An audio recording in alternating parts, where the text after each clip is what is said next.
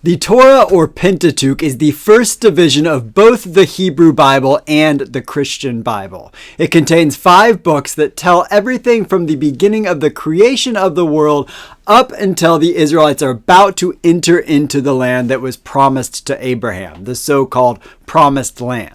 The historical books are a division that is only in the Christian Bible. It consists of 9 books that pick up from where the Torah or Pentateuch left off and tells all of the stories of Israel entering into the Promised Land through their exile to Babylon and their return from exile. These 9 texts are all also in the Hebrew Bible, but they're simply organized differently. In Christian Bibles, they're pushed together in one section or subsection called the historical books, whereas in the Hebrew Bible they're spread out between the prophets and the writings, the second and third divisions of the Hebrew Bible respectively. These 9 books are Joshua, Judges, Ruth, 1 Samuel, 2 Samuel, 1 Chronicles, 2 Chronicles, Ezra, and Nehemiah.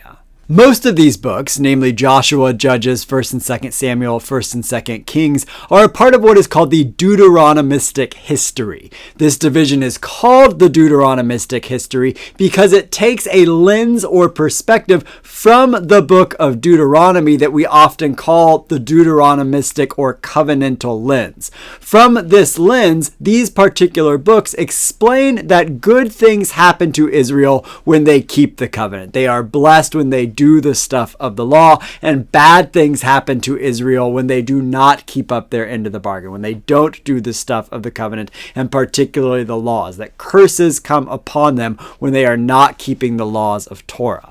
The books of the Deuteronomistic history were sources that were brought together during the period of Israel's exile in Babylon. And taking the covenantal lens, they explain exile as the ultimate consequence for their actions, the ultimate consequence of not keeping their end of the bargain, of not keeping their end of the covenant. So, in short, the historical books tell everything from the entry into the Promised Land all the way through the exile to Babylon, which is the ultimate explanation in the covenantal lens of Israel's punishment for not keeping the covenant. And then the other historical books, namely Ezra and Nehemiah, also talk about the return from exile and the rebuilding of the city of Jerusalem and the temple.